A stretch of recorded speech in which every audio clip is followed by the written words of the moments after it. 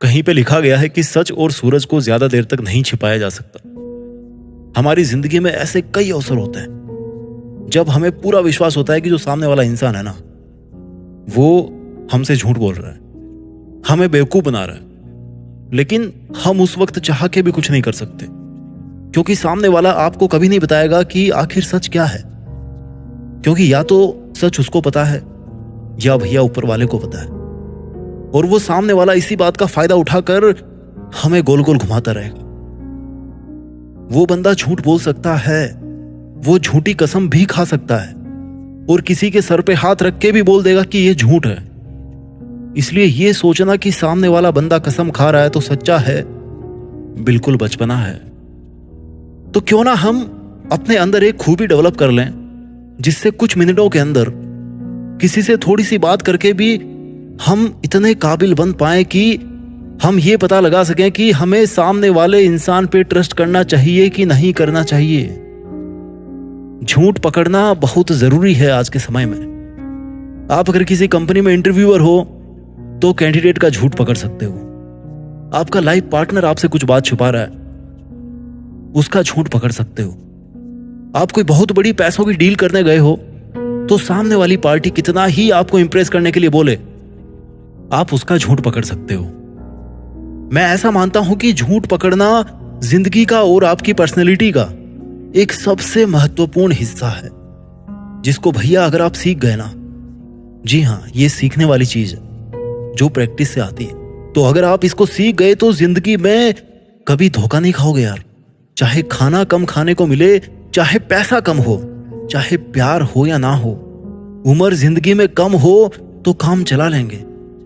लेकिन जब जिंदगी में धोखा मिलता है ना, तो इंसान की कमर टूट जाती है, और उस वक्त इंसान के दिल में सबसे पहले यही आता है कि यार काश ये सब मुझे पहले से पता होता। तो ये जो आपका स्टेटमेंट है ना कि काश ये सब मुझे पहले से पता होता, इसको 10 मिनट में हम चेंज करने वाले हैं इस स्टेटमेंट में कि ये तो मुझे पहले से ही पता था और मैं पहले से ही संभल गया था। तो भाइयों, आखिर किसी का झूठ बोलना कैसे पकड़े? इस वीडियो में मैं 5 बहुत ही तगड़े रामबाण तरीके एग्जाम्पल्स के साथ में आपके साथ शेयर करने वाला हूं। आपको समझाने की कोशिश करूंगा जिनको सुनने से ज्यादा आपको समझना जरूरी है। क्या जरूरी है? समझना ज्यादा जरूरी है।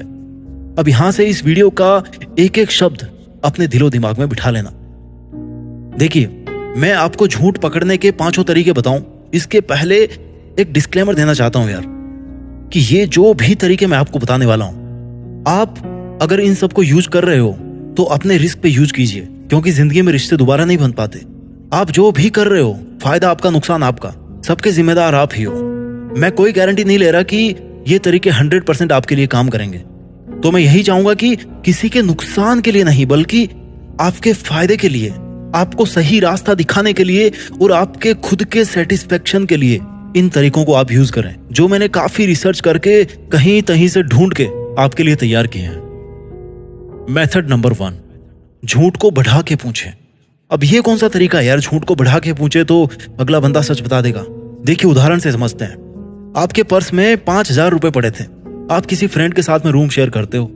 आप किसी दिन मॉर्निंग में उठे और आपने अपना वॉलेट चेक किया और उसमें केवल आपको 3000 रुपए मिले, यानी कि 2000 रुपए आपके गायब हो गए। इन 2000 रुपए के अलावा आपके पर्स में बाकी सब एटीएम कार्ड वगैरह वही है, उनको किसी ने चोरी नहीं किया।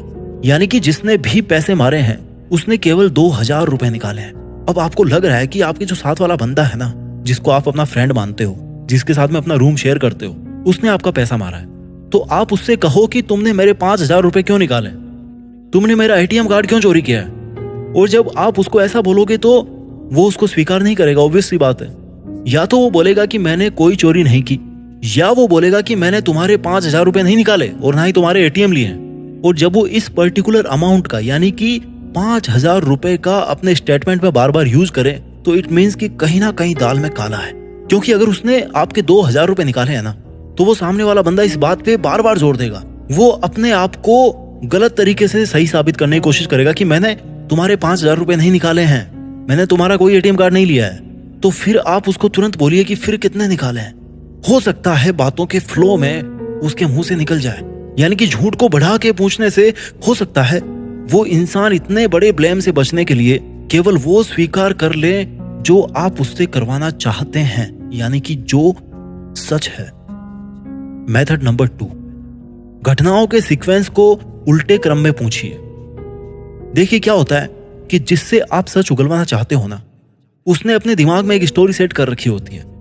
मतलब कि मैंने सबसे पहले ये किया, उसके बाद में ये किया, उसके बाद में मैं यहाँ गया, उसके बाद में वहां गया, उससे मिला, इसके बाद ये किया और उसके बाद फिर मैं वापस आ गया।